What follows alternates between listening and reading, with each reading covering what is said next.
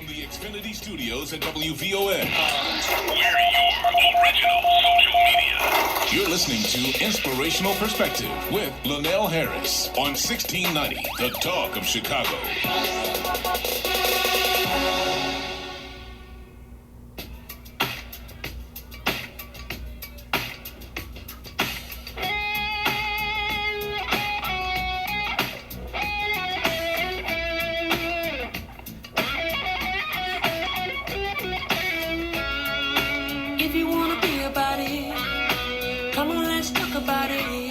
Change up the things you see.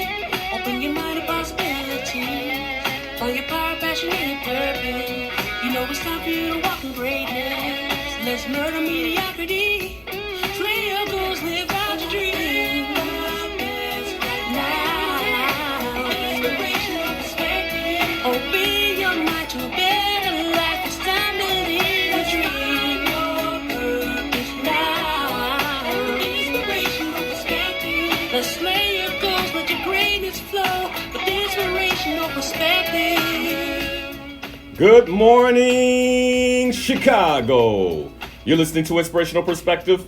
I'm your host, Linnell Harris, your very own life coach right here on WVON 1690 AM, The Talk of Chicago. Inspirational Perspective on your radio is all about murdering mediocrity and living the best life possible. And as I ask you every Sunday morning, are you living the best life possible?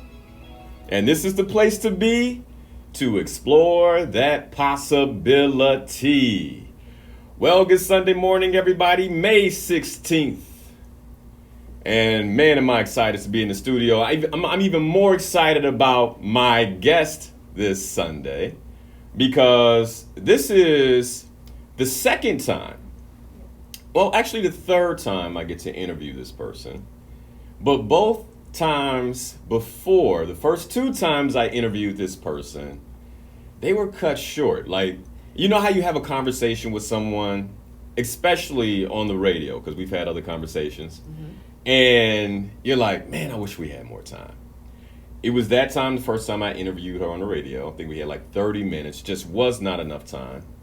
And then the second time was at the 2019 Murder Mediocrity Summit, where she was joined by attorney Ernest Fenton and Mr. Jeff Lewandowski. And so she was one of three. And again, I was thinking to myself, we just don't have enough time, because I wanted so much more from her in terms of what she has to offer when it comes to her perspective on, drum roll please. Well, you guys know what it is. We've been talking money. We've been talking money over the last few weeks, and we're going to keep the conversation going today. The topic today is how to build and protect your financial foundation. So do I have to in any way persuade you to listen? Now, when you hear who my guest is, if you don't know who she is, then you probably still want to listen so you can learn more about who she is, because she has a wealth of knowledge, someone I personally trust and have trusted with large sums of money. Appreciate it. And so, that's why you guys know I only deal with people I trust. And so I'm excited to have Mrs. Sheena Sapaula on the air with me this morning. Welcome, Sheena. How are you? Hello, everybody. Hello, listeners. How are you guys doing? You know, this is not my natural thing. You know, this is more of my husband. But when you have discussions on money, now that's my passion. I'll talk about that all day. And I'm happy to have you here. And let me tell you, I'm so happy to have you here this morning so we can have this conversation. Now, we're going to cover this in a couple of different ways. So let's go ahead and set the tone for the listeners in terms of what they can expect throughout the show. I have a few questions I want to start with. And the first one is, who is Sheena Sapaula in the world, right? We'll get to that in a moment. But when you and I had our conversation Friday, one of the things you talked about was having a money conversation by generation. Correct. And more than anything, starting with those of us who are more mature. Well, actually, you and I wouldn't be considered more mature, but our parents would, right? Correct. And so starting the conversation there. So for those of you who are, consider yourselves, don't get mad at me now. That's why I say more mature, not older. Good choice of words. Right. They know more than us, right? They can help us. They're more settled. And so we're going to start there. And kind of how I classified it was starting with traditionalists and baby boomers. And then going from there, maybe we'll get to Gen X. That's our generation. It's a beautiful. Well, I'll tell. I'm millennial. I'm right at the cusp. You and my husband right there at that Generation X. Yeah, man. And so you're right there. Oh, so you're a millennial? I am. Really? Unfortunately. You kind of move. Well, you and my wife are a lot alike. That's why I said me and Pam are close. Yeah. We relate in so many ways. Yeah, because you all move. But we have an old soul. I think that's what it is. Our soul is old. You all move like Xers. Yes, we do. Yeah, very much like Xers. And then it's funny because Matt and I are like millennials out here. All the technology, Isn't that and interesting? Facebook, and yeah, it's crazy. How about that? We got to talk more about that too. Oh yes. But okay, so we're gonna talk about Gen X a little bit. Yes. And then I know we want to chat. If we can't get to this segment, hopefully I can get you back, and we can talk about Gen Y, the debt Ooh. that Gen Y owes, right? Yes. I mean, whew. And then Generation Z, and I mean anyone in Generation Z who, by the way, they would be late teens, early 20s. They can get an A+ if they really listen to what you have to say. Ugh, it's a whole new world. For I mean, them. an A+ when it comes to wealth building, if they really listen. They really listen to what you have to say. So, like I said, Sheena was a guest speaker at the Murder Mediocrity Summit in 2019, an expert in her industry with a proven track record. But Sheena, how would you share who you are in the world? The best way I describe it is an activist to learn. I think there needs to be more activists in different communities. My background, I'm black, white, Cuban, American Indian. I'm blended with a lot. I don't come from wealth. I was never exposed to it. But from a very early age, just watching my parents work for one person their whole life, but the quality of their life actually diminished over time, just really stirred something inside of me. I remember going to the state capitol. I was born in California. That's where my dad worked. And he was there since the age of 20, all the way up till 60. And he was in the basement. And I don't like that. I don't like that at all. I was just paying attention to stuff. And I said, you know what? I'm going to make a decision to be an activist and learn this thing called money, because it's not readily available, especially in minority communities. I started to ask myself why. And that began the journey. And so I went to school. I got a degree in finance. I went to the corporate world. And I did a lot of money mistakes, but my thing is you got to learn from them, just not repeat them. And I tend to make my principle not listening to individuals where they're not following that path I want to go to. And that began my journey. And then I came on board into the life insurance industry, chairwoman of the board of the field advisory board at PHP agency. And just the exposure I've had over the past 10 years in this industry, just learning about why our culture is always the most vulnerable when bad things happen. It's like eye-opening to me. And that began the crusade. I just want to teach people. So let's talk a little bit about that, because I am curious about your experience over the last 10 years. And one of the questions that I kind of posed to you was, and we can talk about this in a moment, but what are the top 3 lessons that you learned in the past decade, right? But I want to get back into, like, what you were saying, our community, when it comes to life insurance. Can you expound a little bit on that? Like, what do you mean by that? A lot of things we have to unlearn. There's a lot of beliefs that we're holding as truths that are really lies. And for a lot of people, it's an identity that spans generationally. So when you say life insurance, I mean, my whole DNA is like, this is a cost. And with anything in a cost-wise, you just push it off, push it off, push it off. But when you have to unlearn it, you realize, no, this is another bill. It is, right? Instead of an investment. Something that's life-changing, something that can span across generations. I wasn't taught to think about the generation after me. I was taught to think about me right now. So when I looked at life insurance, I'm like, this is a really big role. This is a really big puzzle to people's financial foundation that they're just not accustomed to. So how do we get that information? How do we teach people to unlearn stuff? Now that is a hard part, because that's all identity right there. Yeah. Man. And so it's interesting. Let me add to that real quick, because I did a survey of my listeners. Oh, wow. I did a survey of my listeners in terms of money and what they're most interested in with money. I put it in my notes today because I'm like, I know we're going to get to this. We're getting to it already. But the question was, which areas of financial planning would you like to learn the most about? Oh, this is interesting. Right? So check this out. And I want you all who are listening to really listen well, because this is one of the reasons why I think this conversation falls towards the end, when it really should be a beginning conversation. Like a conversation that people are having when they first get a job, right? When they first begin making money. But majority of people want to talk about tax planning. Wow. Right? Because, one, it's tax season. Two, it's a big cost that we all want to reduce in some way, right? So I can get more money to play with. Then second to that was retirement planning, right? So I want to, I do know at some point I'm going to need to retire. Third was cash flow management. How do I set a budget? All those type of things. So good, right? Good. I would have preferred that to be first, but it's cool. It's cool. No right or wrong here. Right. Here's the thing. We haven't got to investment planning yet. Wow. Because investment planning was last behind estate planning. Wow. So then estate planning was second to last. 7% of my listeners said, hey, I care about estate planning. And then lower, I want you all to listen to this because this is you all listening. Lower than 5% of us said, I want to learn about investment planning. How do you think people get rich? You addressed it. It's so interesting how that flowed. Yeah. Because a lot of people, when they define their wealth, in their mind, they think, I don't have anything. Yeah. That makes sense why estate planning is last and investment is last, is what am I going to invest?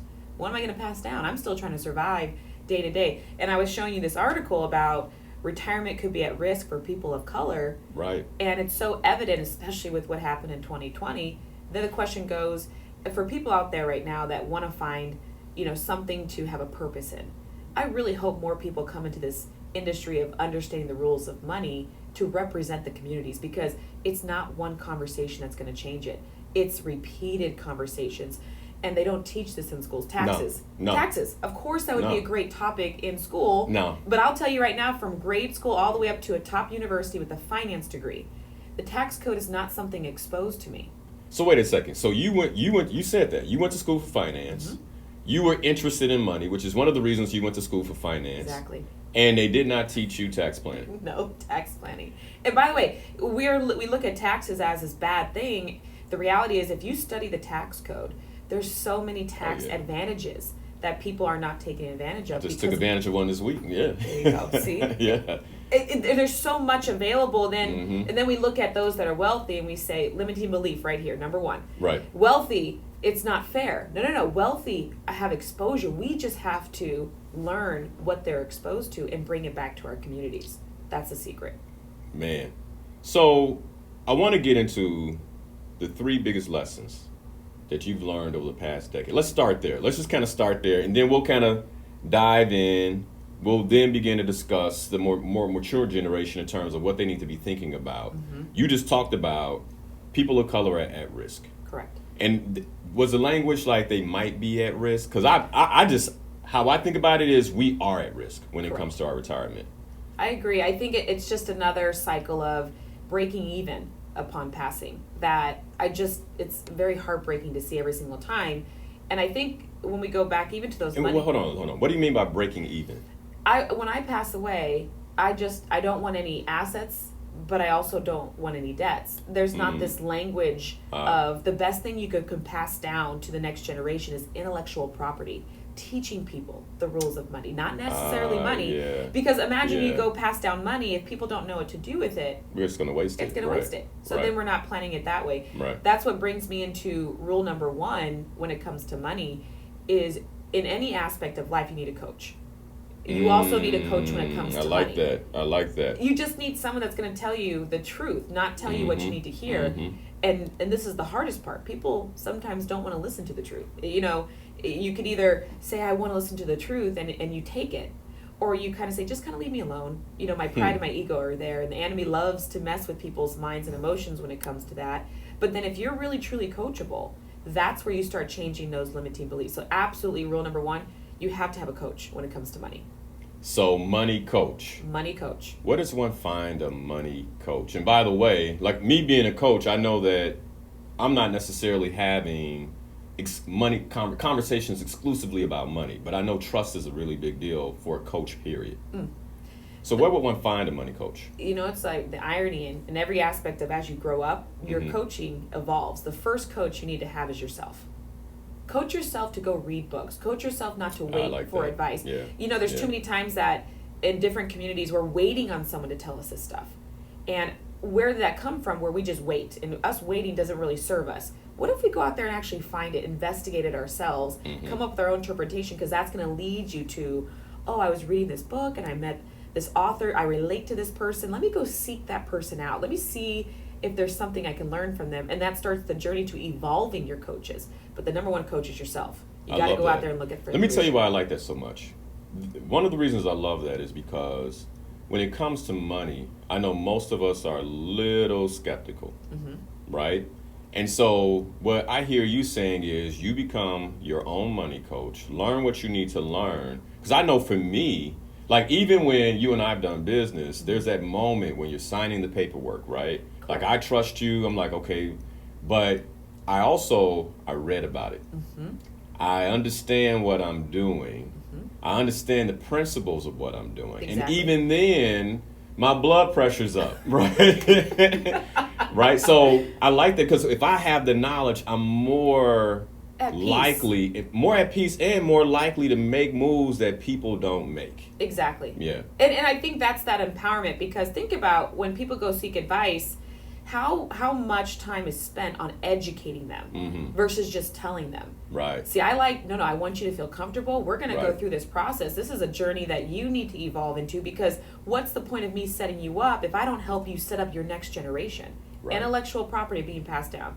So absolutely love that. Number two, by far, if next to having a coach, I know this sounds so subtle, but a bookkeeper. This is the why, because a bookkeeper exposes the reality. Let's talk about what you really spend your money on, because you can't do it yourself. You're too emotionally invested in it. Yeah. But if you have exposure, someone's a third party that says, hey Sheena, listen, the reality is every single month you could be saving this, but you're spending it on this. You're valuing these things more than what you should. The reality is you'll start to, over time, the first month, oh, gut check. Second month, okay, I'm noticing a pattern. So it's subliminal messages that bookkeeper is sending to you that tells you Sheena, and then you start to change. Yeah. So it's like a personal coach in the fitness world, constantly reminding you. You told me in the beginning, Sheena, that this is your savings goal, tithings goal, all this stuff, and you're not meeting it. To have that constantly reminded. Right. But this is how it goes for me and my bookkeeper. Linnell, what is this? Oh yeah, that's a book. Okay, was it a business book or it's a business book, but I'm realizing but am I going to read it right now? And then going down the line of all these different expenses where you're kind of yeah, I probably shouldn't have spent on that, right? It just keeps you honest. Yeah. It does, it keeps you honest, but remember, what we say needs to match our actions. So you have to have someone that holds you accountable. That's good. And that bookkeeper, the many a times I always can hear her voice, Sheena, you do know this, and she said it 1, 2, 3 times. The third time that she said it, third month in a row, I said, in my mind, I wake up thinking, okay, I have to change this. I gotta check. It doesn't match what I keep saying. You're lying to yourself subconsciously. So I love it. Love it. Okay, so bookkeeper. Now we're both entrepreneurs. Correct. Having a bookkeeper makes perfect sense. What would you say to someone who has a W-2? I mean, they have a job, and they're like, okay, money coach, I'm down with that, but what do I do with the bookkeeper? What advice would you give them? You still have a bookkeeper, but this is what's going to happen. We groom ourselves to attach job to making money. Now let me go deep in this, because this really is what brings me to point number 3, which is seeking entrepreneurship. So I grew up and I have to get a job, I have to get a degree because I can make more money. I got to work for a Fortune 100 company because I got to make more money. I got to work up the corporate ladder because I got to make more money. I got to go from job to job to make more money. So everything about your existence in this world is making money, but that's not what makes people happy. So you're groomed to chase money. No, you got to chase purpose. Now you're talking my language. There you go. If you chase purpose. So we need to stop yeah. making money the priority. That's why you're not making an abundance of money, because you don't really enjoy what you do. You don't find the purpose in it. But if you actually seek out your purpose, money is a byproduct, and actually is abundantly made. So then you go back to the survey. The first beginning stages was money being taken. So that says lack of money. Right. And lack of money means lack of identified purpose. And why are people not happy with what they do? They don't know their purpose in life. Woo! All right, hey, I did not coach Sheena. I promise you all, I did not coach I promise my Sheena language. to That's say my language. that. I did not coach her to say that. But here's the thing, Sheena. I firmly believe that purpose is at the core of all success. Ooh, yes. At the core of all success, whether it's your health and well-being, whether it's the relationship I'm in, whether it's my money, right? Or even my spirituality. I believe purpose is at the core of all of it. And this is what purpose has done for me. I'm going to stick here for a minute. I love it. It's a very fascinating word right here. What purpose has done for me is I feel a certain sense of obligation to the purpose as if it's outside of me, right? So then when I look at my finances, I have to be responsible, because I'm not just responsible for myself financially, but I'm also responsible for my family. That's a given. But I'm also responsible for the impact and execution of my purpose, which means that the money I receive is not just for me. It's for creating an impact on my purpose, right? And so I have to manage my money with wisdom so I could deliver on my purpose. So deep. Because my peace is at stake. In many ways, my connection to the Creator is at stake. Like, everything's at stake when you bring purpose into the conversation. That's why I was just like, that's perfect. You hit it spot on. My journey with all of this, my oldest son, he's 10. Now I'm black and white, and his father is African American. So my son is going out into the world with, this is what you are, baby, and the challenges that you're going to have to face, but I'm not going to make you a victim, I'm going to make you a victor. And I remember the schooling. So we went through 2020 with this school thing, right? Oh, man. And I think having kids at home 24/7, we're like, we love school. Okay, we love school. We love education even more. So I remember going into the public school system, and teachers, they really put a lot of effort. I felt for them the most, because they did what they could with the resources that they had, and I do believe they should be paid more. But there comes a point where you say, what do I want my child to be exposed to? And I was talking to my husband. I said, I need JoJo in and around people. I need him exposed to it. That's part of growing up. But public schools weren't allowing me to do that, so we went to look for private. So then I go to private schools, and my language is different. My questions are different, because I'm looking at the diversity. Okay, if I go in here, why is my son the only brown one? Brown one. Okay. Right. I talked to every principal. I said, ma'am, what's your diversity? And they say diversity. I said, ma'am, that's not diversity. So then there's two thoughts you can have in those situations. One, you can say, oh, I got to find another one so that JoJo feels comfortable. That's the wrong mindset. I had to stop myself. Yeah. I said, no. Now I found my purpose. Every question I asked was twofold. One, how did this school get started? And guess what the number one answer was? This thing called money. I said, interesting. So you're telling me that if I were to go into my community and teach them what I know, and then JoJo's not only the only brown child at this school, there's more brown. I bring them here. But let's take it a step further. Why don't I go with my community and say, hey, if we learn this word, entrepreneurship, learn money, learn purpose, learn all that stuff, why can't we start our own school? Right. Why can't we pay teachers what we're worth? Why can't we accept kids the way that we want to? Why can't we create curriculum the way that we feel? How can we make grades not the number one priority, making them good people, making them debaters, making them their skill sets about entrepreneurship? Why not? So then my thought goes there. Purpose. Money is always going to be the byproduct. Love that. Absolutely love that. And I love your process of thinking. And you had me with purpose. I mean, you had me. Even our kids' language is changing because if we start changing that language. But remember, this is all a decision, because this concept of change, going back to unlearning stuff. Right. Just imagine generationally, you're taught these principles. Oh man. And it's hard. And by the way, the 3 lessons that you just shared with us, right? Phenomenal lessons. 1, money coach, and become your first money coach. Like before you go out there, like become your first money coach, teach yourself about money. What's interesting about that, my early 20s, I'm like, you know what, this money thing, because I didn't have it, right? And I think sometimes when you're young and you don't have money, there's 2 ways to look at it. Either one, you become a victim, or you're like, you know what, you become a victim of your circumstance, or you say, I'm gonna be fully responsible for creating something. And that's just where I was mentally. I began reading books about money, right?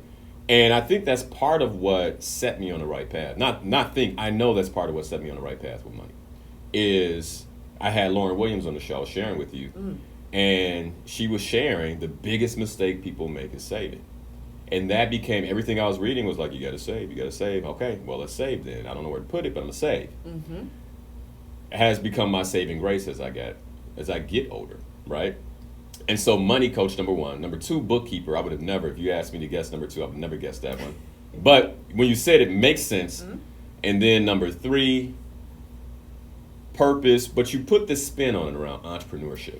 It is. I think for a lot of times people have to figure out what makes them happy, and to be honest, working for someone, for the majority of people, is not what makes them happy. It's not going to make you happy. So entrepreneurship is not necessarily a thing to do, it's more of a mindset change. And it's it's unpack it too. It's like 3 things, like the 3 biggest things. Number 1, I'm taught from birth that I can't make a mistake. 4.0 GPA, Sheena. Right, everything's got to be perfect. Perfect day. Yeah. So people go through life never trying things because they associate failure with this is not right. This makes you bad. But the reality is, when do we learn the most things in our life? When we make mistakes and fail. Make mistakes. Yeah. Number 2, I'm taught to sit in a classroom and I'm taking a test and someone says, I don't know this answer.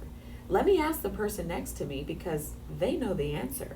But you can't do that because that's considered cheating. Right. So we go face obstacles in life and we don't know the answer.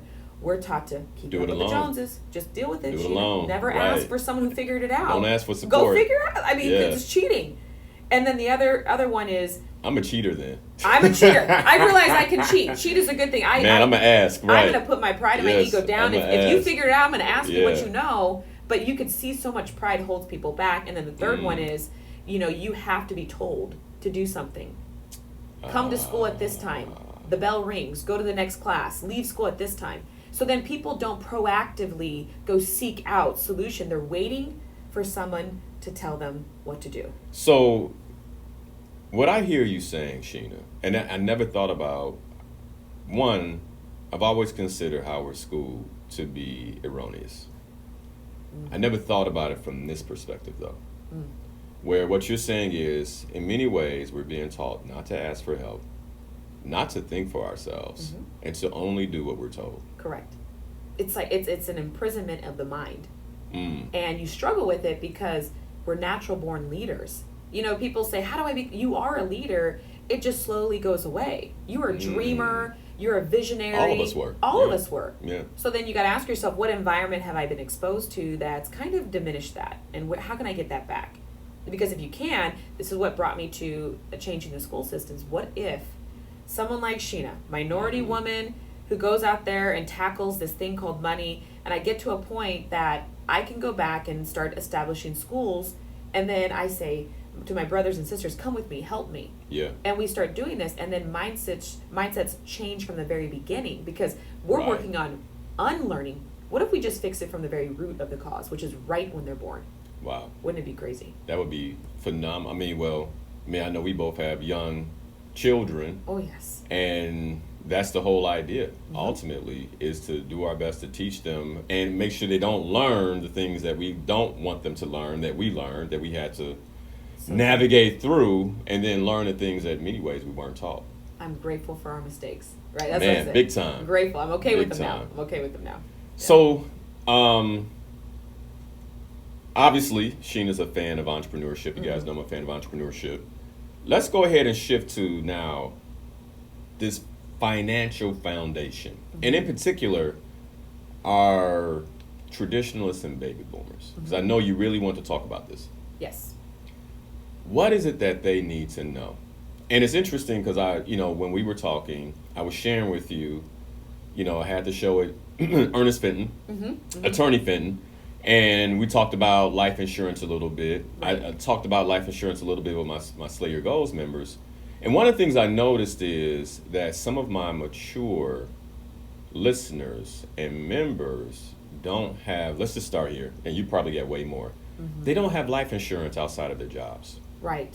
It goes back to that concept of how do they view it, their belief around it. It's a cost.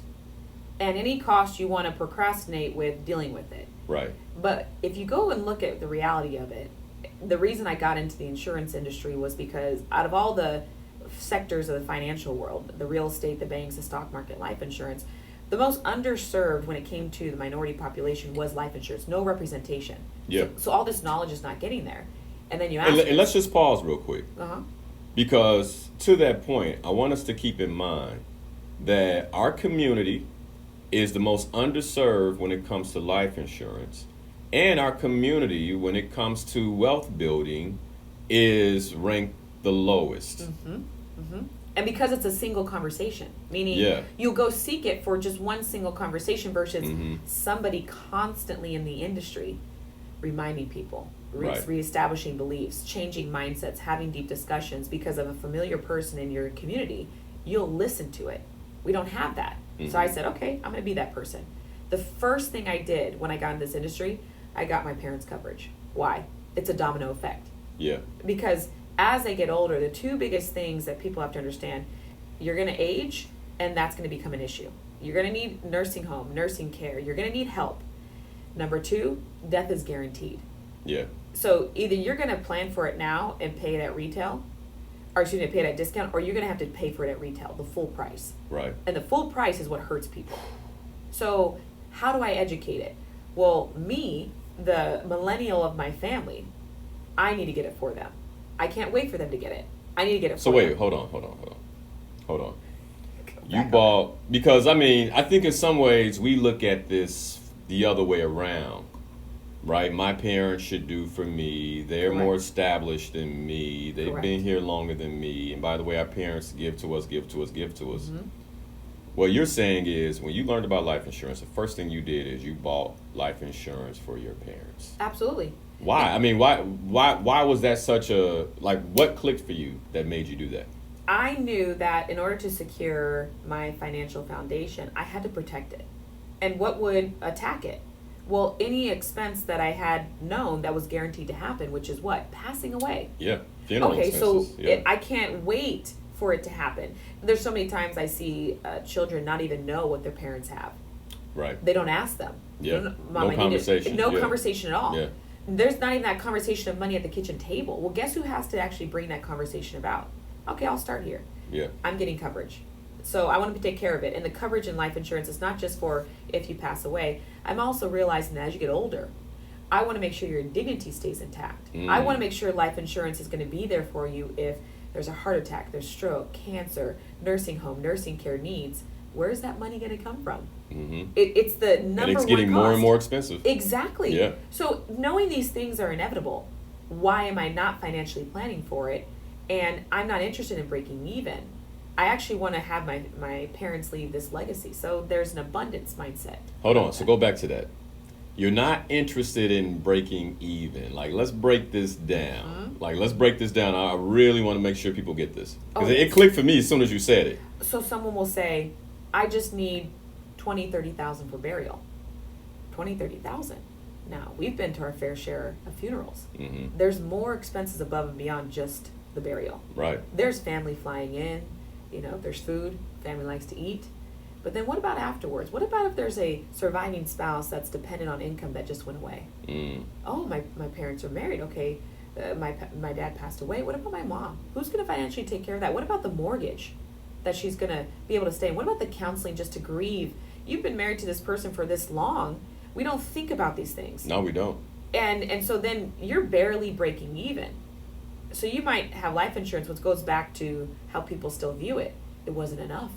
But we learned that when? Too late. And here's the piece that I also, my wife and I, we just had this conversation. I was discussing it with Attorney Fenton. Well, and we're in conversation about it now. Mm-hmm. Like it hit me that if something happened to my son, I'm not able to go back to work right away.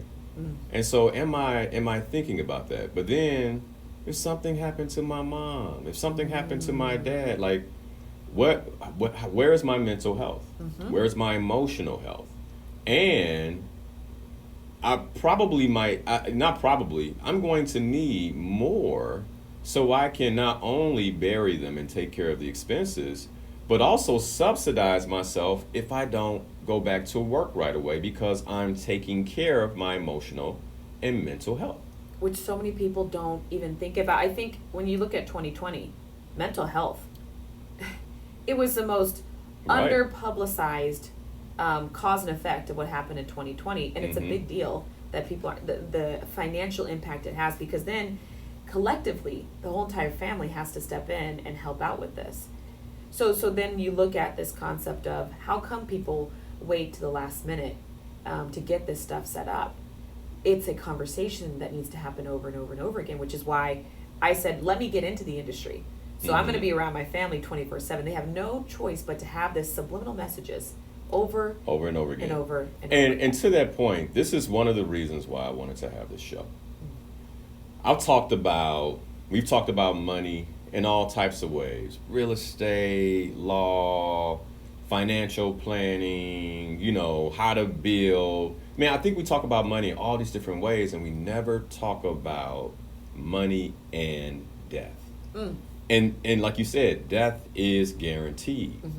I just had a moment here where like something clicked for me. I'm like, wow. So Sheena went and purchased life insurance policies on her parents. I have one on my dad. I don't have one on my mom. Right? And like I'm thinking about that, and I'm like, okay, why didn't I purchase it on my mom? Well, because she had it. But as I'm thinking about it now, I'm like, like death is guaranteed. God knows I want my mom to be around a long time. But again, emotional, mental health, right? The ability to pause and just be, but not just that. Because one of the things I want to talk about in the next hour, we're coming to the top of the hour, is this guilt that I think sometimes we have about purchasing life insurance to actually build wealth. And it's like, well, I don't, I think it's two things. One is guilt, the other one is cost. Right? Well, how much is it for me to get that much? Oh, well, that's too much, right? I don't want to pay that much every month. Right. And so we're like, well, we're looking at the cost again versus actually looking at it as an investment.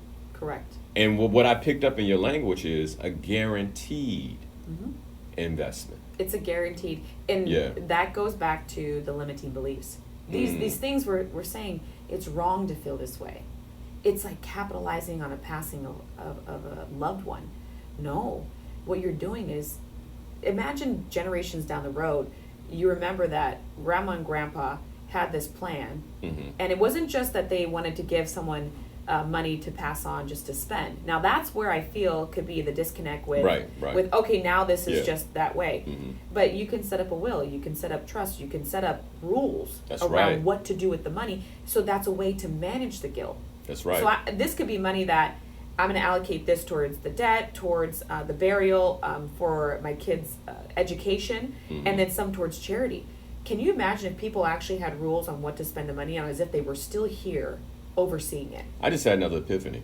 Could you imagine if our community had been doing this the last 100 years? So when you said the word charity, right? You think about the services that we have to rely on the government for. Oof. And then when they cut it, we're like, oh my God, that's wrong. They shouldn't do that. Well, what if we were taking full responsibility for ourselves? Correct. And employing strategies like this? Yes. There would be no conversation about what the government is and isn't doing. And it goes back to we're waiting on them to, again, school. Yeah. I wait on someone else to make I'm waiting this on decision. someone else and to make my you're not decisions, happy yeah. with it because what does the saying go? If you want it done right, go do it yourself. Right. So here we have this moment to leverage a 2,000-year-old industry called life insurance. And just so everyone knows, the 2,000 years of its existence, not one time has it crashed. multiple pandemics, recessions. It's still staying Oh, afloat. 2020 was booming. Oh, here we go. 2020, let's say that one more time. Here's an Booming. industry, everything else is falling apart. Mm-hmm. And in 2020, throughout 2020, the life insurance industry was booming. 75 million Yeah. people actively searching for options, and that goes back to a lot of times people look at it like, well, I have a prescription history or I have a medical condition and it's going to be a lot. I said, don't worry about marrying the policy. Yeah. Just go look and educate yourself on it. That's it, because it's step one. Because then you realize, oh, wait a minute, it is actually affordable, and that's that first step in the right direction. Then you go seek the right person that's educating you. Don't look for someone who's selling you. Look for someone who's educating you. And then you found someone that could be an asset to you for the rest of your life. That person needs to go back and be friends in your family. You need to have these constant conversations like, if I'm going to do business with you, I'd love for you to come talk to my entire family and educate them as well. It's a partnership. It's a collaboration, not a transaction. Love that. Love that. Well, we're at the top of the hour. When we come back, I'm going to be asking Sheena what she believes is the biggest money mistake that she's ever seen. Like, what is the biggest money mistake that you see people make? Savings off the table, by the way. Okay. So you got to, Already savings have off it the on my table. And I want to share with you all a story about life insurance that made our last president possible. Okay? Because we're in this conversation, right? I want you to really understand the reach that life insurance has and how it made our previous president, number 45, possible. We'll cover that when we come back. You're listening to Inspirational Perspective. I'm your host, Linnell Harris, right here on WVON 1690 AM. I got Sheena Sapaula in the studio with me this morning. We're talking money again. This is part 4 of the money series. Don't change that dial. We'll be right back. If you wanna be about it, come on, let's talk about it. Change up the things you see. Open your mind to possibilities. Find your power, passion, and purpose. You know it's time for you to walk in greatness. Let's murder mediocrity. Slay your goals, live out your dreams. Oh, yep. You're still live, though. I'm still live. Still live on camera, yeah. Doing good for right now. Oh, man. Excellent. You all tell me what you all think about the segment so far with Sheena, you all. I got you on camera, Sheena. I know. I was telling you with Matt, I would ask him, babe, how do you go in front of the camera all the time doing this? I'm very good behind the camera, just having natural conversations. So he told me the best advice. You got to pretend the camera's not there. Boom. There you go. And so that's all. I'll just talk like I normally do. Yeah. No, you're doing phenomenal. You guys, give us some hearts. You're doing phenomenal. Thanks, guys. Yeah, man. And educating us. I appreciate you educating us. It's all right. a great topic. So to the Facebook listeners, I'm being engaged with Sheena. So if you have, amazing is one of the comments here. Oh, thank you.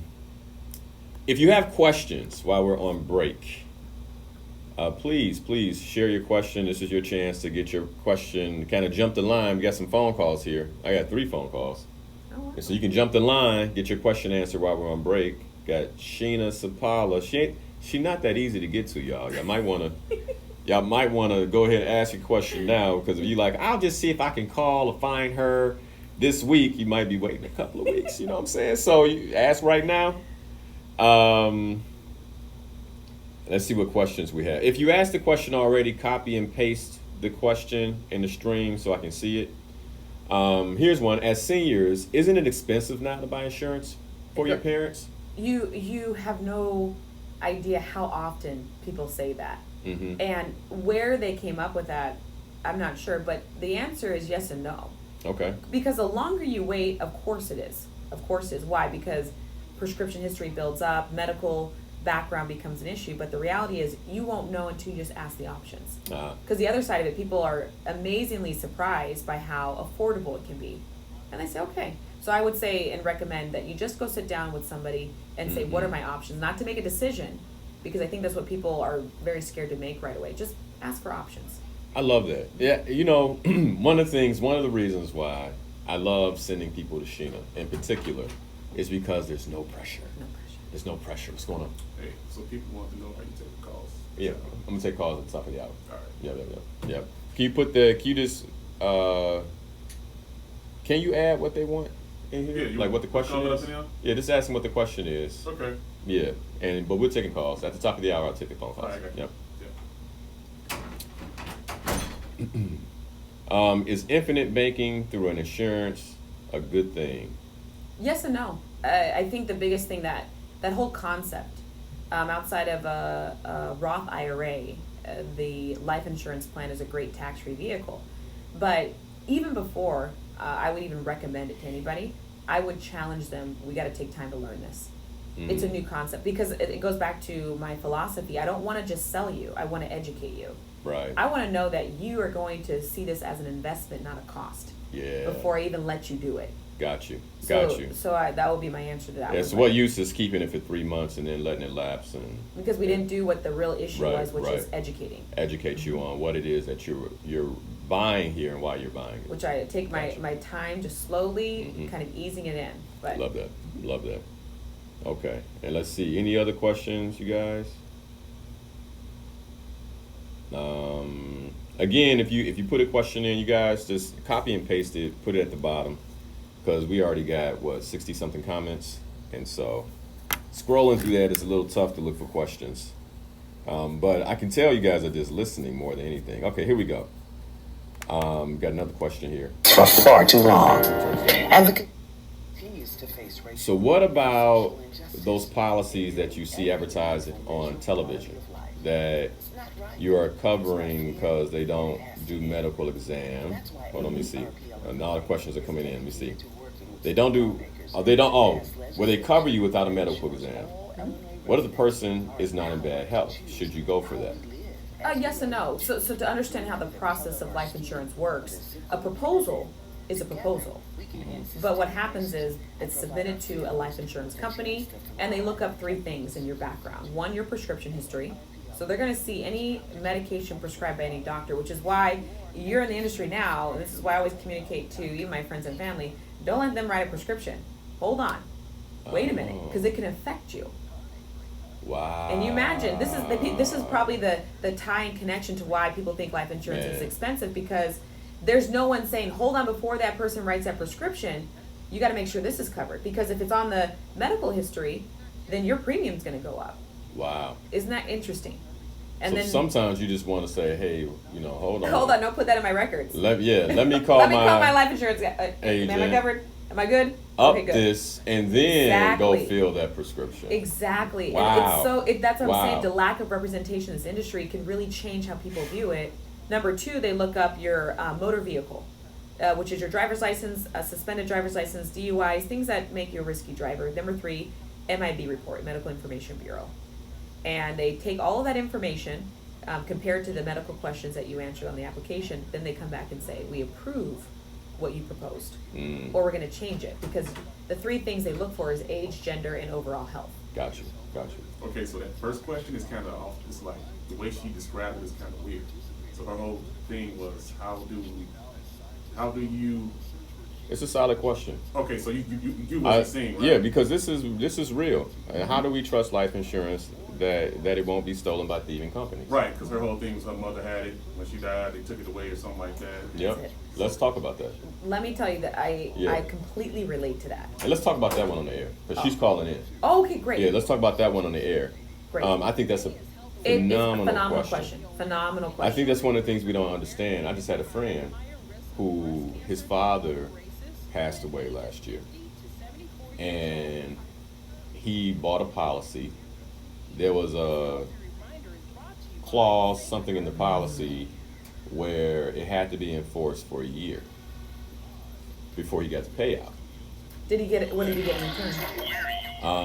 He's fighting for it Wow. because it wasn't a year.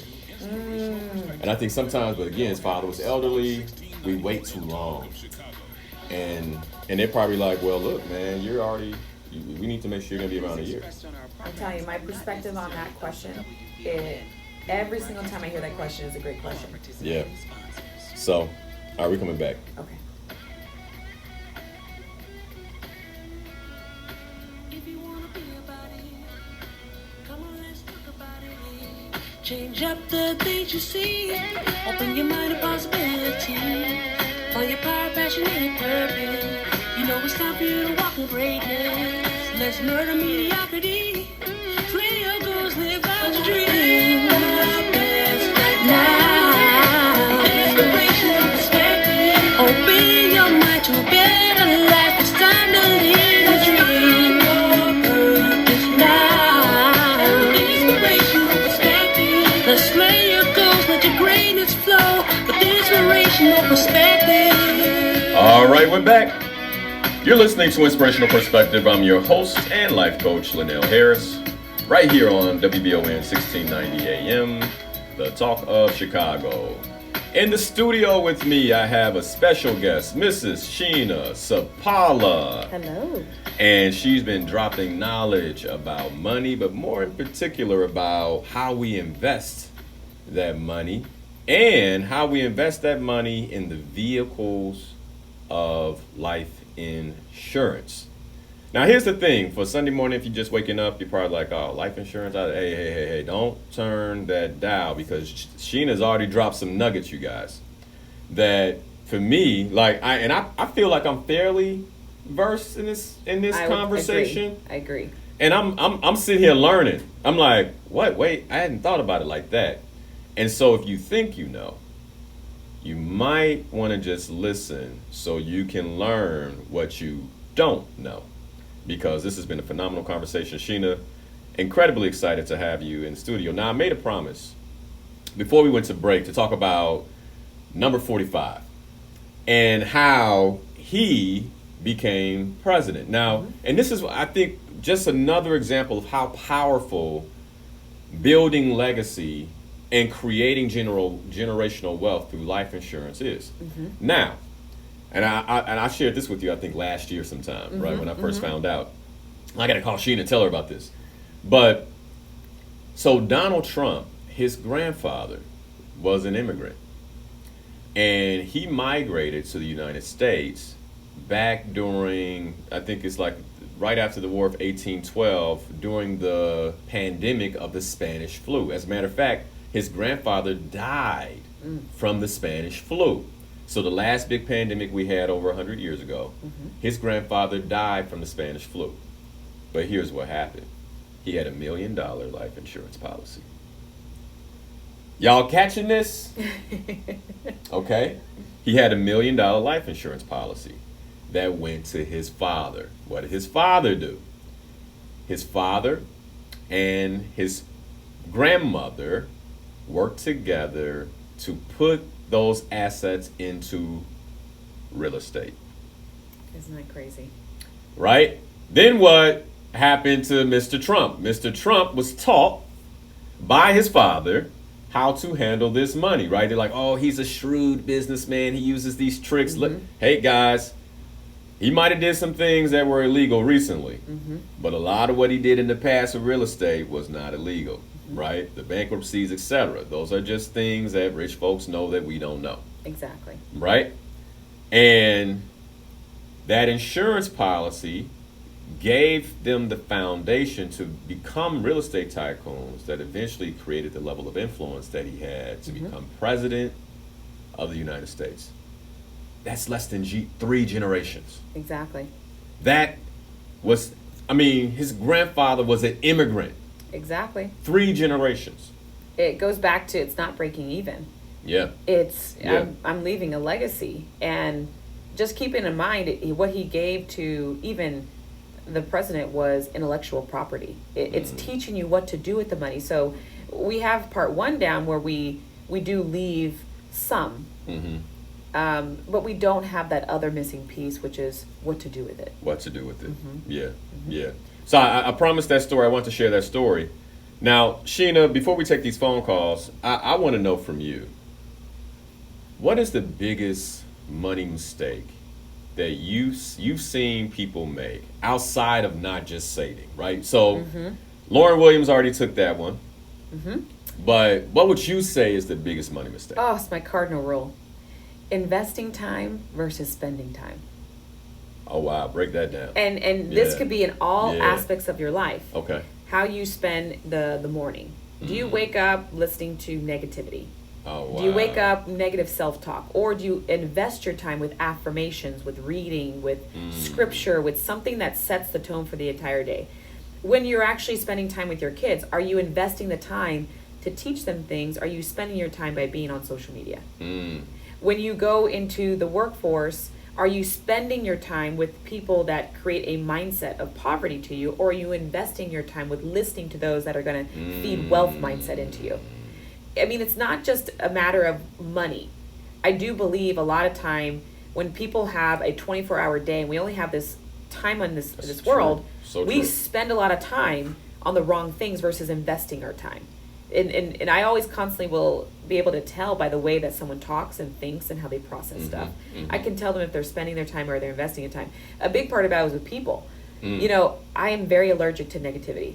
I had to turn off the news last year because I stopped watching too. Give me something positive. I can't do this. You right? know, Yeah. Give me something positive because it affects your mentality. Man, it affects your spirit. It's your soul. Your everything about you is just like, God is good. I'm good. Like, where's that message at? Why am I listening to it? Right. Like, man, I need church every 7 days a week for this. Exactly. That's what I need. So then I started to ask myself, you have an option. When I get around people who have a certain mindset, if I feel bad energy, right? And I'm always about protect your energy, protect your energy, protect your energy. I have a choice to change it. So when you change it, money is always, again, I'm going to be a byproduct. But your mind, protect your energy, invest your time, don't spend it. Right? Because spending is not a good thing. Investing is another thing. You know what I love about this? Often we say, you heard the cliche, time is money. Money is time. What I love about this is how you, like, all right, if time is money and y'all out here making money mistakes, stop making time mistakes. Time fails in another way, right? Invest your time versus spend your time. Correct. I absolutely love that. I love it. The other thing I love about it is when I'm investing my time, that means I'm getting multiple returns on how I spent that time.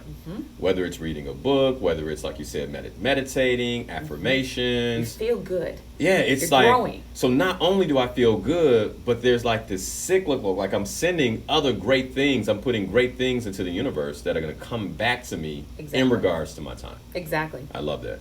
All right, we got some phone calls here. Want to take a few phone Let's calls? go. All right, let's go. Let's do it. So let's go to line one. Michelle, good morning. How are you? Good morning, Lionel. This has been a great investment of time. I must just say, I'm shocked that I'm getting so much out of this morning. I mean, this is just awesome. Excellent. Okay, so I'm gonna write this book, and I'm gonna put you and Sheena in there, and of course your bookkeeper, Miss Pam, and it's gonna be titled "How to Age Without Ever Dying." Okay. Okay, so y'all hold me accountable to this, okay? All right. Well, you know, as a coach, I always ask, by when will the book be out then? Okay, I will tell you that the next time I call you. Okay, all right. That's important. By when? Okay, by when, right. All right, so here's my question. Miss Sheena, that was such a brilliant idea of buying your parents' insurance. And I say that because my mother bought her own insurance. She invested in leaving her children all of her assets that were paid for. She had an insurance policy, a life insurance policy, that said upon her death, all of her debts were cleared and that all of her property, being debt-free, would go to her children. And she had it in writing. She had it done properly, and she had it being held somewhere that she felt was secure. However, when she died, the Thievery Corporation managed to take it from her children, and therefore the inheritance that she left us was not passed down to us. And so that's why I love what you did, which was contracting it. You were the holder of it versus, you're like, for instance, if Legend name is on everything, Lionel. Uh-huh. And when he grows up and he understands everything about what you've done, and then you sell it to him for $1 and it becomes his, he will love you and he will not try to take you out early because he knows you haven't told him everything. You got a lot to learn. Yeah. But yet it's still secure because he will be able to invest all of that into his children automatically because it'll be in him. Mm-hmm. And so how, Ms. Sheena, do you intend to protect the purchase of the insurance policy from not being stolen? And when I call this thing the thievery corporation, there are so many players involved. She had a trust. Okay, the trust was in a safe deposit. The bank holds the safe deposit. They have the key just like everybody else does. But when you go there, it's missing. So and so that's the kind of general scope. How do you protect that even while you're living from being manipulatively stolen by some new legalese law that they can actually write down the road that you or that they've written and hidden that you don't know about? And that's my general question. All right, cool. Thanks for the question, Michelle. Thank you. Bye-bye. Thanks for the question. Yeah.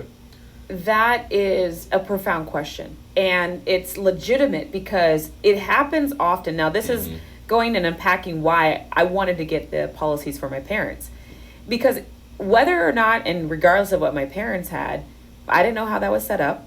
I don't know their mindset when they set it up. I don't know what they were thinking or planning, but this goes back to why I didn't just want to get the policies for them.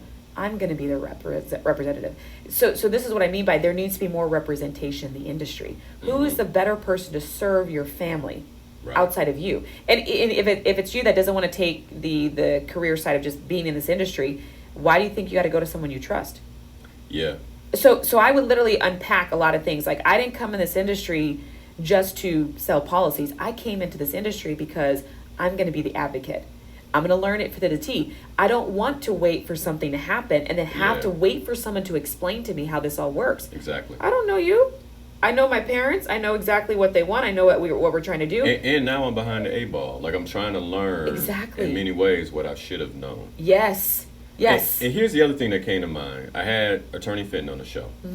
And one of the things he was talking about is, and again, I think it comes down to education. Correct. He was like, hey, make sure that on your bank accounts that the trust is the beneficiary. Correct. Right? Make sure on the life insurance policies that the trust is the beneficiary.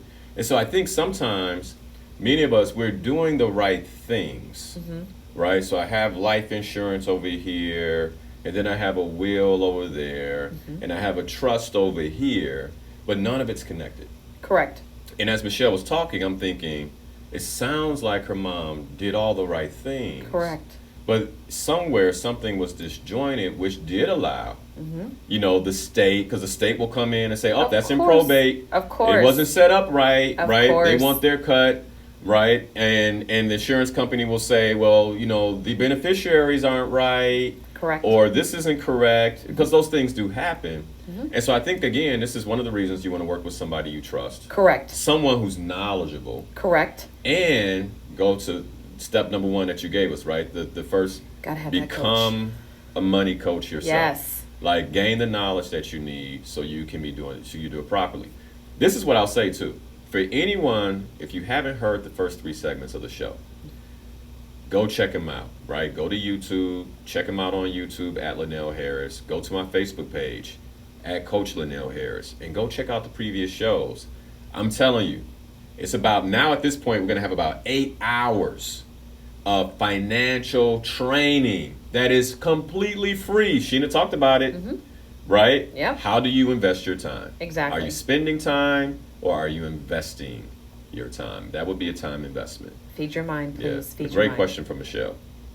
Okay, the lines I lit up. You just want to answer a few questions here, okay? Yeah, let's go for it. Calvin, good morning. How are you? Thank you for taking my call. I don't have so much a question as I do a comment. Mm-hmm.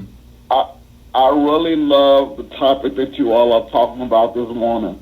I am a funeral home owner, and I cannot tell you I serve white people about as many as I do black families. And I cannot tell you how many times my black family sit down and tell me if the loved one had no insurance. Why is that a expense for me? I mean, the insurance industry is a investment, and we need to quit looking for the hookups, and just invest in the insurance. My license cost me $30,000. My funeral home, $1.2 million. So I don't have the wherewithal to pay for your loved one's services. This is a investment that everybody ought to definitely look into.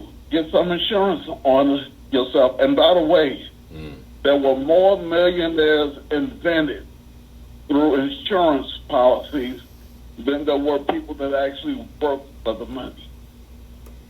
There we go. Powerful. Thank you for that, Calvin. And thank you for the call. Thank you for your service. From a funeral home owner. By way of experience. And we haven't even tapped into everything that you can leverage the insurance industry for. I think for the most part is people waiting on them to tell them, this is what it is. No, leverage them. Go seek them. Yeah. Even with people's retirement, I was talking to my parents who pension, 457, 401k. I said, have you heard of this word annuity? And it's something they've heard before, but they don't really understand it. Yeah. Going back to it again. Yep.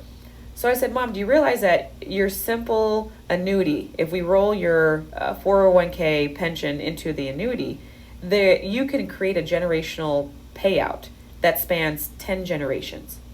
Because essentially you're putting it into a vehicle that's been around since the Roman era. Then it has a beneficiary. There's still money left because it's been accruing. Yep. And then you keep adding beneficiaries. This can go forever. Yeah. So what he's saying gets me excited because it's just a conversation going that I want people to start having. And it's a matter of understanding. Correct. It's a matter of understanding, which is why we're having the conversation. What really broke my heart is him saying that he serves people within our community and outside our community. And what he sees in our community, more than he sees in other communities, is that we don't have it. Correct. We don't have it. So not only, and this is how I think about it, not only are we in a situation where we're being financially hit, right? But we're being financially hit, and there's any ability for us, like life insurance policy would have taken care of that, any ability for us to move forward, like we already don't have it. Like this is not like we got it. We already don't have it, and then we're being hit over the head at a time when we're most vulnerable. And it's a domino effect. The death of a loved one. Everybody. From the kids to their kids to their kids to their kids. Impact everywhere. Exactly. All right. So Sheena, I'm getting people like, how can they follow you? People like, how do we follow Sheena? How do we learn more? Sheena, how can people follow you? I do have an Instagram account. My introverted self does have an Instagram account. Now, don't judge me for my Instagram account because most of my time and dedication is very one-on-one. Yeah. And how I am. I spend time talking to people. I'm very down to earth, low key, no pressure. I just want to educate. Of course, through you is probably the best way to get a hold of me. So if anybody wants this is what I'll say. Give my office a call, you guys. 312-899-6245. And then what we'll do, either me or my assistant, we'll take your questions. We'll log them. And what I do is I log them, right, Sheena? And then I'll say, hey, Sheena, here's what's going on. She has an idea. She'll get your telephone number, and then she can kind of work you in her process. And why I like it that way so much is because I'm all about the relationship. So anybody who's reaching out, knowing somebody through knowing somebody, it's not about money for me. It's about let me talk to someone who really wants to know this information, and I get most enjoyment from that. Yeah. That way I avoid it. You're purpose-based, right? And for those of us who are purpose-based, we I know. I mean, for you, you probably walk away from the office fulfilled every day because you get to educate people and share something that you my feel is your enjoyment. purpose. Yeah, absolutely. I get that. All right, so 312-899-6245. Call my office, and we will make sure that if you have insurance questions or insurance needs, that they will be handled. Now, what about somebody who's like, Sheena, I want to do this too. Like, I want to, I mean, I like this conversation, and this seems like something I might want to get into. Is there an opportunity for them? Oh, the opportunity in the insurance industry is so vast. Mm-hmm. There's so many different ways that you could do it. There's two routes you could take, though. One, you could be solo. I just want to be an agent in this industry representing insurance companies, which is great. I took the different approach where I wanted to mentor and train licensed agents. Why? Because there's not just a handful of people that need this. Right. There's hundreds of Right. millions. Oh, yeah. So yeah, same concept. If they're interested, I don't mind kind of breaking it down. If it's something that fits for them, great. But usually it's always like this where people are generally curious. Mm-hmm. But it's the same conversation I have. Let me tell you exactly what this is. And I want you to really think about it. And I want you to get more familiar with it before you make this decision. Beautiful. Yes. Beautiful. So same concept. So same concept. Call us if you're interested in joining this industry and working with Sheena. 312-899-6245, and you can text that number as well. So you can say, I want to work with Sheena. I'll get the text, and we'll follow up.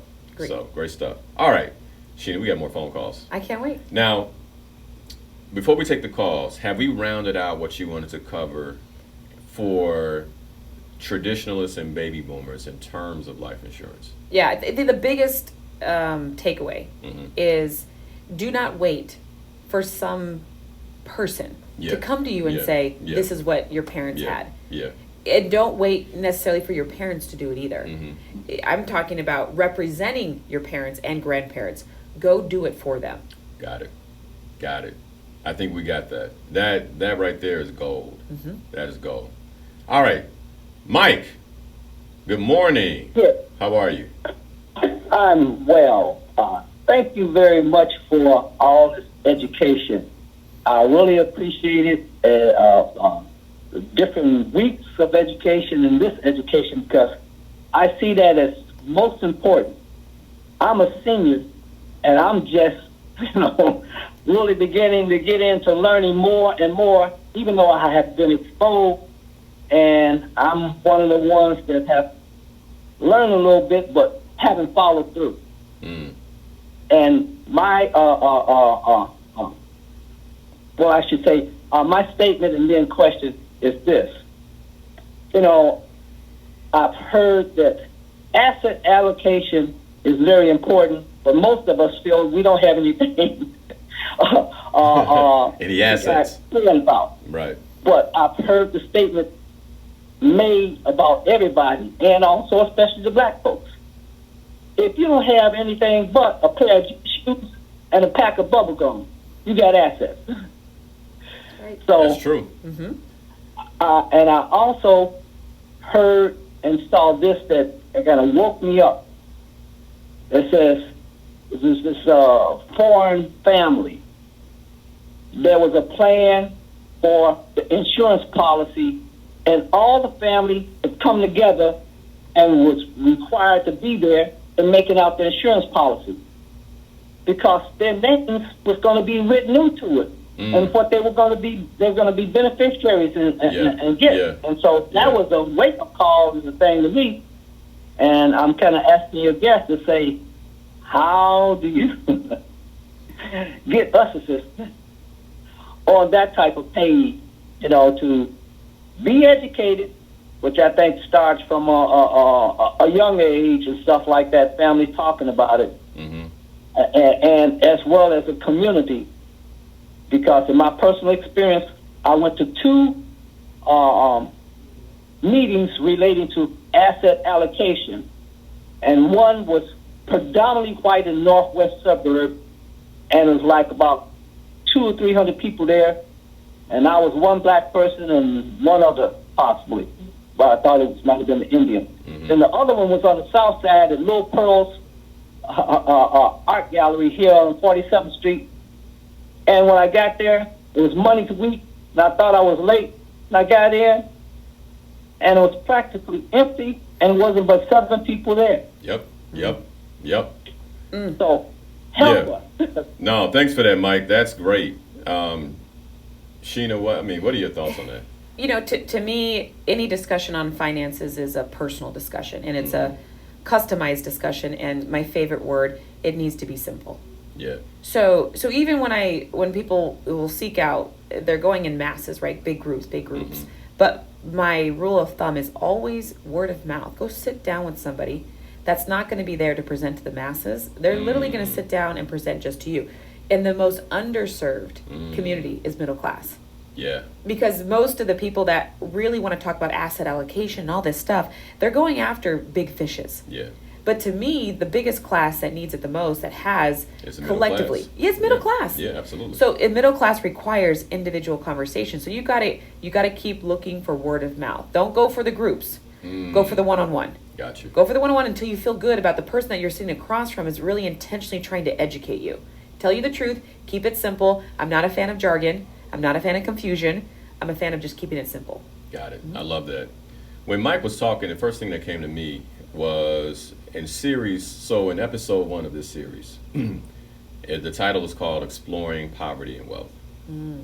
And we talked about the mindset, right? From the book I told you about, yes. right? Bridges Out of Poverty. We talked about the mindset. And when he shared that he went to the northwest suburbs of Chicago, and he was one of maybe 2 that looked like him in a room of 200 to 300 that did not look like him. This is about mindset. Correct. See, I'm going to tell you all something. Some of us, we want to think that we have a wealth mindset. You want to think it. But mindset is all about how you act. Like your mindset, how I know Sheena's mindset is in the actions that she takes.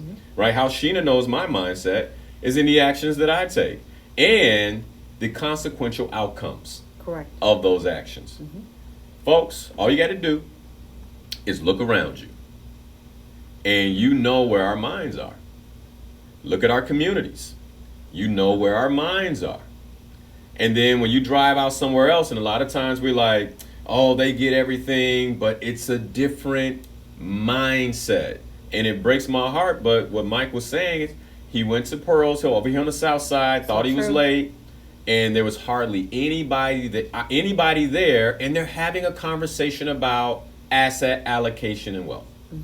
But we're like, oh, I don't have time for that, or I don't have enough, and so we don't want to know. But then at the same time, we're like, why am I broke? Why don't I have what I need? And it really comes down to mindset. It's even the value of how people see themselves. You think that Yeah. your value is because you don't have all these things. No. It's one decision that you make to change it. That's right. And the biggest asset we have, Absolutely. right between our ears. The biggest asset. What am I doing with that? And what are you telling yourself? And there we go. What's the self-talk? Let's go to line 4. Morris. Good morning. Morning, sir. How are you doing today? I'm well. How are you? Well, great. I've got a question, but it's layered, so I'll try and be as succinct as possible. And the question is, what would you recommend for a single individual? Term insurance or life insurance? The second layer of that is, how much would you recommend? And the third layer is, if I've already purchased insurance, can I increase or decrease that amount of insurance? I'll hang up and listen to my response on the air. All right. Awesome. Awesome. Great questions. So what is the best option? And the pros and cons, as you break it down, it depends on what people want to use this asset for. So I didn't say it as a cost. I said, what do you want to use it for? Term, it can be used in a variety of ways. It's a great product. Yeah. Permanent can be used in a variety of ways. It's a great product. So the easiest way to answer that, it just depends on the person. Yeah. Because I have no idea what their mindset is. And that's one of the reasons why you want to have those personal conversations. Exactly. So, Exactly. Yeah. Because I know one of the first things you guys do is a financial assessment. Oh, yes. So what's going on for you financially, and then what makes the most sense? And the interesting thing, I do more of a mindset assessment. Because I can't go teach someone, oh yeah, you can use life insurance as this type of vehicle that builds cash value, and the way that you can pull it out could be in a tax-free way. If they've never heard of it before. Got you. They might be better at and more affordable. Let's start with the term, but you can also transition over to a permanent plan. Got you. You know, it's a Got you. conversation about the mindset. Because if I need time to really help them understand this, my number one thing is just getting them in the door for the coverage. Yeah. And then evolving over time. He also mentioned, can I get more coverage? Yeah, more coverage. Right. Once a policy is approved, you're pretty much locking in your health at that time, your age at that time, and the amount that you're going to put towards it. So it's not about making that go up and down more so than it is about additional coverage, which is another mindset, because you can get more than one policy. Yep. I always like to tell this life insurance story. When I was 26 years old, a friend of mine, he got into the life insurance business, right? Somebody who I thought I could trust, and so comes to the house. He's like, Linnell, man, I want to talk to you about this. I'm like, cool. We sit down. He sells me a $400,000 whole life, and it's not just whole life, but it's got securities in it as well. And he sells me this policy. I was 26. I didn't need $400,000, right? So he made a pretty good commission. You could say I made a financial. You could say maybe, right? Now, like, hear me out, you all. I made a financial mistake because maybe a year later I'm like, what did I do? Why did I do that? You know, I learned a little more. Why did I do that? I still have that policy, right? And now I don't look at it as a mistake. Now I know he made a good commission off of it, but that commission for him is gone. Yep. But how that policy is serving me today is incredibly beneficial. It has a cash balance. I haven't had to pay into the policy because of that cash balance that is in some ways backed by the securities in the stock market, right? And so this mistake I made has turned out to be incredibly beneficial. And so I think that's the other thing sometimes, and I'll add this, and then I'd love to hear your thoughts. Oh, yes. Since then, I've added a term policy, right? And I've added another policy, IUL, that you probably can talk about more, as things have changed in my life. And so to this question about can you increase it, absolutely. Yeah, and he also asked, how much should I get? And of course, I'm going to say as much as you can, because you never know when that day's right. going to come. And so that's the thing, right? I mean, that was more than I probably needed. It was but an amazing, because you got it at a time when it was the best time to get it, when you're young 26, and healthy. 26, I was incredible health. Right? I tell people, when do you think is the best time to get this? Well, it just like any way of looking at anything, it's cost of the insurance, and the cost is based off your health and your age. So you get it when you're born. Yep. Which is this mind-blowing concept people got to wrap their minds around. But I'd be more curious if I was on the outside looking in, Linnell, what made you keep it? What was the process of your mind? Because you said at a young age you started reading, you started learning, you started growing and developing, and so that right there might have been the saving grace to change the notion of this is a cost to now, no, this is an investment. And I think I love that you asked me that question, because the cost of this, even at the age of 26 for $400,000 at the time, well, it still is $200 a month. Now, I don't. Well, like I said, I don't even pay it. Right, the got your return on cash balance investment. takes care of it. Right, but at the time, that was the same as my car payment. So that was a big deal for me. That's huge. And the reason I kept it was because I knew that that cash balance would grow. That's something I could pull down. So I had savings that I was accumulating. How did you know to ask that question in your mind? It was just one of those things where it's like, well, I'm putting $200 up a month, but a good portion of it's going to savings. I have to credit that towards your development. Yeah. I mean, but again, I have been reading books, and I'm like, so it's worth me to put this up, you know, and pay this extra $200, which is the same as my car payment, right? And when I realized it was more than what I needed, I'm going to hold it because one day I am going to get married. So you chose to put an investment towards an appreciating asset. Oh, absolutely. Versus towards a car, which is a depreciating asset. That's right. And by the way, when people really look at how much they're worth, because someone says, how much should I get? Well, ask yourself how much you make every single year. Okay, just simply multiply that by 10. You're just talking about 10 years of what you're worth. Right. And people don't realize that they're very valuable human beings, and we undervalue our life. No, my last name means a lot. I'm going to make sure that the amount of life insurance I have reflects my actual legacy. It has to be a connection. Let me tell you something. And I use this example when I talk about insurance. So my wife and I, we had this mentor. Phenomenal human being. And in his life, he made a phenomenal impact on different people. And then he passed away. And he had no insurance. Nothing. And a life that he had spent serving and giving to others, the legacy he had built was wiped away in a matter of weeks. Because the question all of us were asking is how can someone so knowledgeable not know about life insurance and leave their family in such a predicament? And so what our focus was on was how he left his family and not the legacy he had created. It's so in his deep lifetime. what you're saying. It's so deep. Yeah. It's like what value do you put on your dreams? Yeah. So imagine people say, I believe in my church. I believe in my community. I'm going to work my whole life, even for non-for-profit, to bring back to the community. Well, how much is that dream really worth? How much are you insuring that dream? That if that doesn't come to fruition before you pass away, do you have life insurance? The easiest, most simplest way to make sure that dream comes true. And then the beneficiaries of the life insurance ends up being the community, ends up being the church. That's right. It's a different thought process. In this case, he had a family. There you go.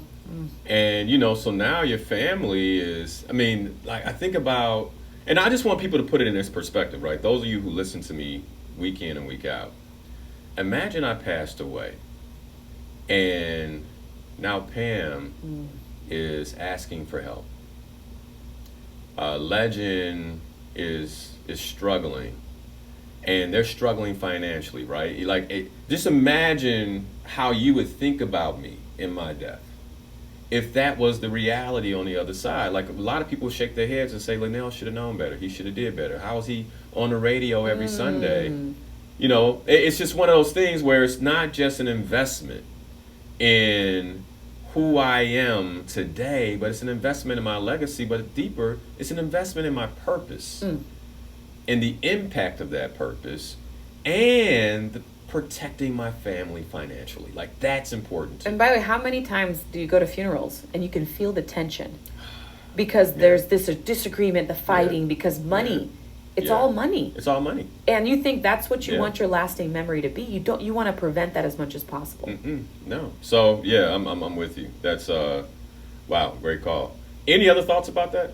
No, I think here we have this moment in our lives that if we are on the outside looking in, we realize that there's a lot of things that people can invest in. But the number one investment is your life. It's the one thing that you have the ultimate control and outcome over. And single-handedly, the more people understand how the life insurance industry really works, they realize they can change a single generation for generations to come with one simple mindset shift. Imagine what that could be. Just imagine a funeral where it is a complete celebration, people flying in, the decoration is beautiful, the food is all laid out. You're not worrying about money at all. Your discussions are about the person and their life and what they've done and how much they impacted you. Not, I don't want to look at these individuals because I'm so upset about how much money is coming out of my pocket right now. Right. And then that single-handed decision then goes and fosters a community relief. It goes and gives to the church because that's what the beneficiary was. Right. And then now you go into church every Sunday and you're thinking to yourself, my mom, my dad, they just made this decision. And now their name is legitimately something that people remember in this way. In a positive way. And now I, as an individual, say, what? I want the same thing. Yep. Let me go ahead and follow suit. And that's how you build generational wealth. Thinking about mindset legacy. shift, just mindset shift. I love that. I love that. So I wanna ask, GenX, what is it that we need to know? And I got some more calls. I see you, Shirley, Art, Gino. I'm gonna get to you in a moment. What is it that GenX needs to know about insurance? We talked about baby boomers, traditionalists. What about GenX? GenX has the most financial responsibility. It's kind of like the sandwich generation. Yeah, we are. The pressure's there. So we're having this discussion with Matt and his sister about his parents, because Matt is 12 years older than me. Okay. So we're getting that phase where I could see that pressure builds up within the generation. You're thinking about parents as they're getting older, and their health issues now become a relevant discussion. You're also having a family. Your kids are in the prime stages of 0 to 18, where they're the cutest creatures ever. Thinking about college. Yes, and all the the most other expenses. financially expensive individuals as Yeah. well. And then you're also trying to figure out your purpose.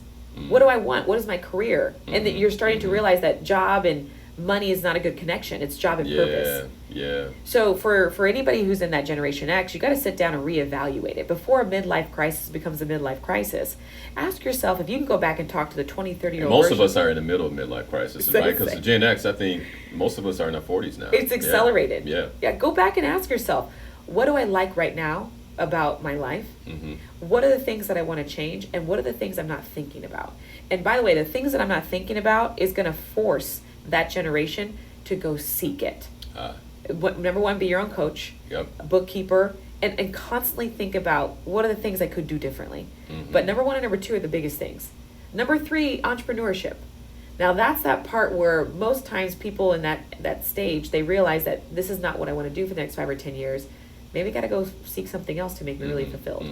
So that part right there, that's when that openness to constantly be in a state of learning that we lost a long time ago comes back into fruition. But hands down, your financial foundation, you are the most financially responsible right now. Your value and what you bring needs to be insured at its height. It's a peak level of amount of insurance that you need. The peak. Because what I hear you saying, like when I think about myself, I think this is another reason why I insured myself, and the $400,000, I'm like, you know what, I'll keep it, because I knew even at the age of 26 that if something happened to me, it was going to impact not just my parents, financially, but also my siblings who were younger than me and generation wide financially, right? And so I'm with you. We are the sandwich generation. I guess that's why it makes so much sense for us to be thinking about, hey, do I need to go buy a policy on my parents? One generation has to start it, and it's that one. Yeah.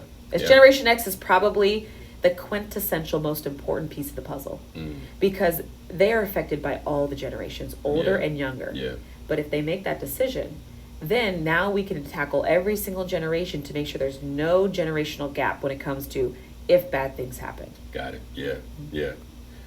All right, and by the way, securing our financial foundation. I mean, that's what the conversation is about. Like completely securing, protecting that financial foundation. Yeah. Because for us in Gen X, who are doing well, look at me, y'all, who are doing well, right?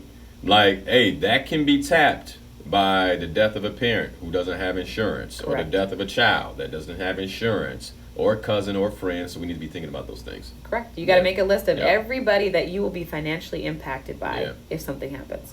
Oh, that's good. That's good. All right, we got another call. Shirley, good morning. How are you? I am wonderful. How are you guys? Well, that's a voice I haven't heard in a long time. I know. Yeah. I was just, I was so excited when I heard that Sheena was on, you guys were there, and I was like, these people have been very instrumental in my life, including your mother. Absolutely. Because I have my, she came way to the west side to talk to me about insurance. So I can vouch for her. She's 100% on top of her game and all that. And this is my ex-coach. He's coached me, and I'm very happy. But right now, I need to put myself back into what I need to be doing with the insurance piece. Because, but I'm not virtual. I'm more of in-person type of person. So with classes starting back up again that you'll be teaching, I think that's you, Sheena. Oh, yes, definitely. I mean, the vaccine's out. I think people are more comfortable. We do our classes every Tuesday and Saturday in person, social distancing, CDC guidelines, and everything. But I absolutely agree with you. It's an in-person industry. It's a personal type of interaction. So we train people in the industry in person, We use virtual though Mm-hmm. for client conversations because it just makes them feel more comfortable. Yeah. Do you remember coming to the West Side, Shirley Field? You already know I do. You know it's that's my favorite part. That's why I miss so much. I miss that so much. Right.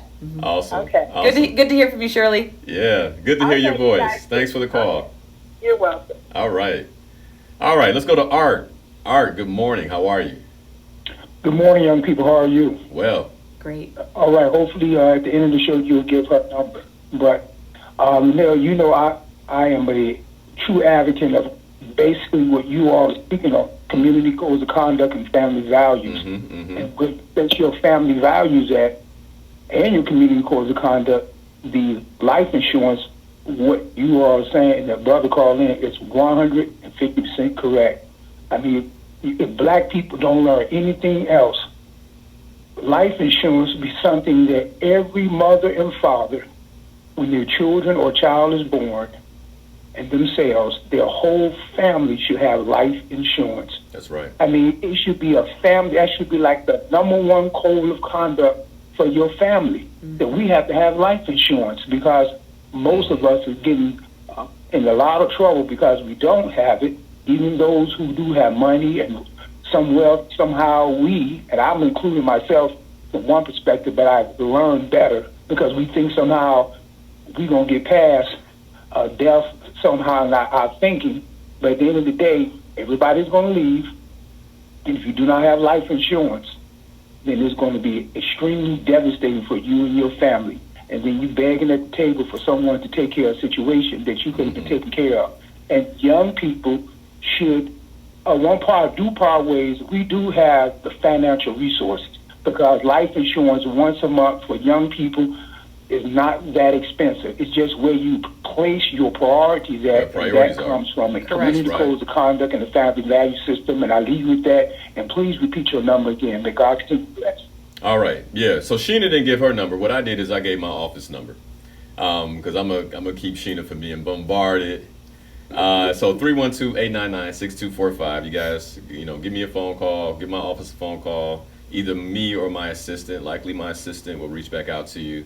And just ask, okay, what exactly are your questions? Log all those things, get it down, so we can present it to Sheena so she can just work the list. All right, so that's what will happen, 312-899-6245. You can text the number as well, and we will make sure that you get connected to Sheena. And by the way, so that you guys know, because some of you all have worked with my mother, my mom and Sheena worked together. Great. Yes. Right? So, no questions there. I love Mama Mildred. All on the same team. All right, cool. I got one more call I can take. Gino at the top of the line. Mike and Robert, I apologize. But Gino, good morning. How are you? Yeah, good morning. How you guys doing? Well. Great. Well. Yeah, I was just speaking with my brother yesterday. He's like 72 with some health issues. Yeah, life insurance and over $1 million like in stocks. And I was just telling him, I was just passing on what I've been hearing from you guys and Ernest Fitton over the years, that, he should have a trust fund because, lawyers can come in and eat the money up. He said lawyers are not involved. All the person has and his beneficiary has to do is just take his death certificate to the life insurance company, and where he got his investments are, and that's it. I said, well, somebody can come in and claim that you promised them money because they took care of you, or they're coming lawyers, tying the money up. He said, no, lawyers. So anyway, the point is, can it be as clean cut as he's saying? Just take a death benefit and there's a payout, or I don't know. Am I overthinking it? That's where I think you got to get an attorney involved. Oh yeah, I mean this is the constant conversation. Yeah. You set something up, it can't be the last conversation. Yeah. It has to be a repeated conversation until you're like tooth and nail. You just know to the bone what it is. Yep.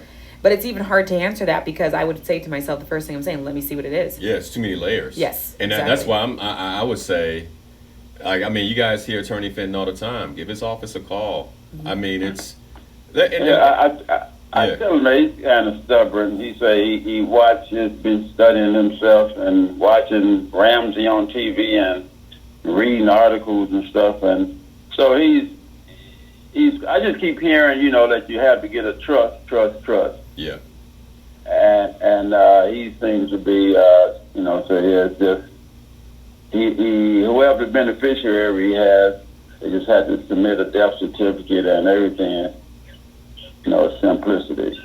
Yeah, it's and I wish it were that simple.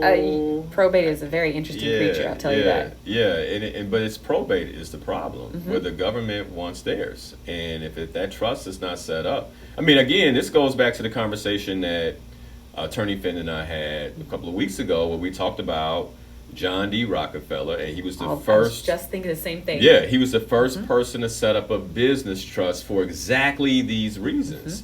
To keep the government, because he was opposed, like if you know his story, he was like, I'm not going to let the government run anything that I do. Correct. Right? And he was constantly at war with the concept of government. And in his business and trying to demonopolize him and break it down, he's like, look, I'm doing everything I can to keep them out of my pockets, even in his death. And I always say, too, he brought up a great point. And this is why as many as people want this change does not mean they want to be changed. Right. I want it, but I don't want to be changed. Right. So it's also his friend. It's if he's not ready and open to have that discussion, what service can anybody be? Right. Because that's a decision he has to make. And it's not I got to change everything and everything I was doing is wrong. No. You got to think supplement and complement the things that you've done so right. Yeah. That's it. That's all it is. Well, Sheena, we got 2 minutes left. Can you believe that?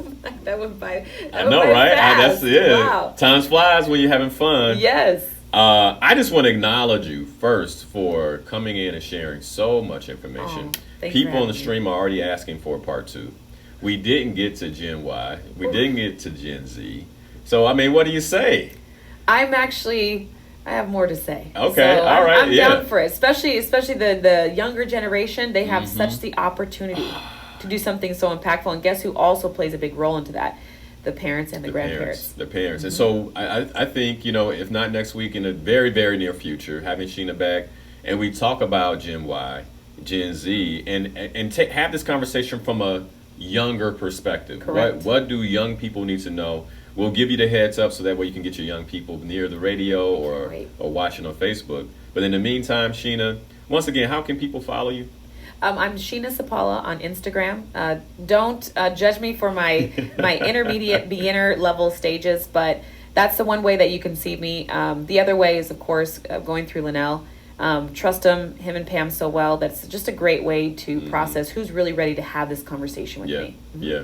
And again, to do that, you can call my office at 312-899-6245.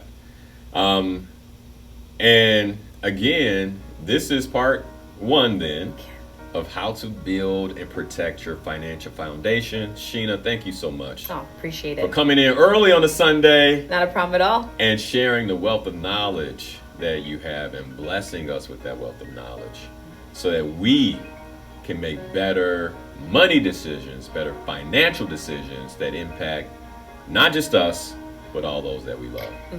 My name is Linnell Harris. I'm the host of Inspirational Perspective and your life coach right here on WVON 1690 AM, the talk of Chicago. Happy Sunday, everyone. Be blessed.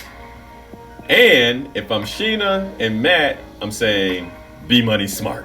Absolutely. Thank you so much for having me. Until next Sunday, God bless you.